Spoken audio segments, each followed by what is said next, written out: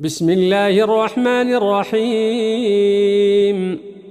تبارك الذي بيده الملك وهو على كل شيء قدير، الذي خلق الموت والحياة ليبلوكم أيكم أحسن عملا وهو العزيز الغفور، الذي خلق 7 سماوات طباقا ما ترى في خلق الرحمن من تفاوت، فارجع البصر هل ترى من فطور، ثم ارجع البصر كرتين ينقلب إليك البصر خاسئا وهو حسير.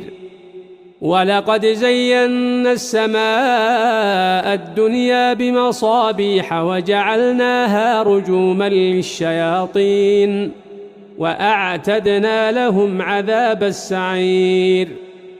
وللذين كفروا بربهم عذاب جهنم وبئس المصير.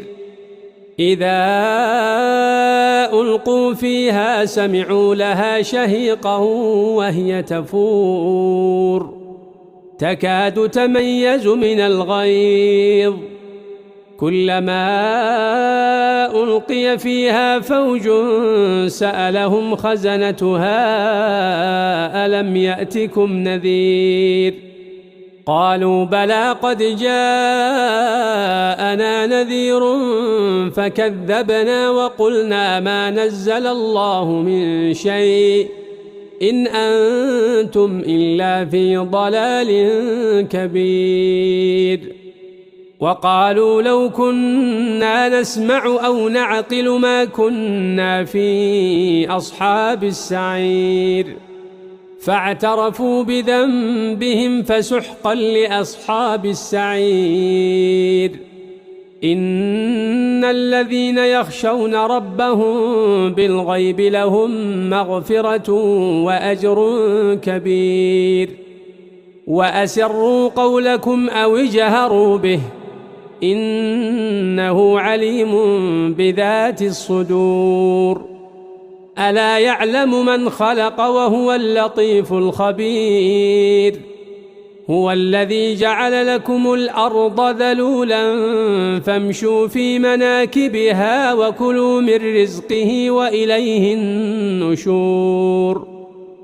أأمنتم من في السماء أن يخسف بكم الأرض فإذا هي تمور، أم أمنتم من في السماء أن يرسل عليكم حاصبا فستعلمون كيف نذير. ولقد كذب الذين من قبلهم فكيف كان نكير. أولم يروا إلى الطير فوقهم صافات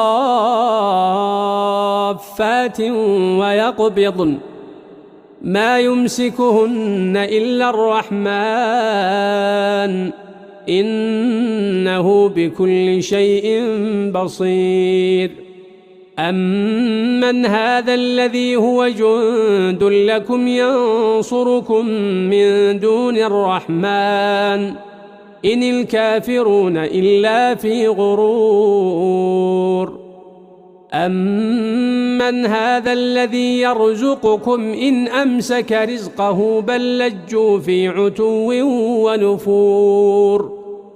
أفمن يمشي مكبا على وجهه أهدى أمن يمشي سويا على صراط مستقيم.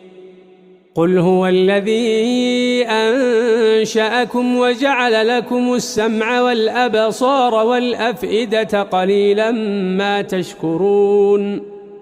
قل هو الذي ذرأكم في الأرض وإليه تحشرون.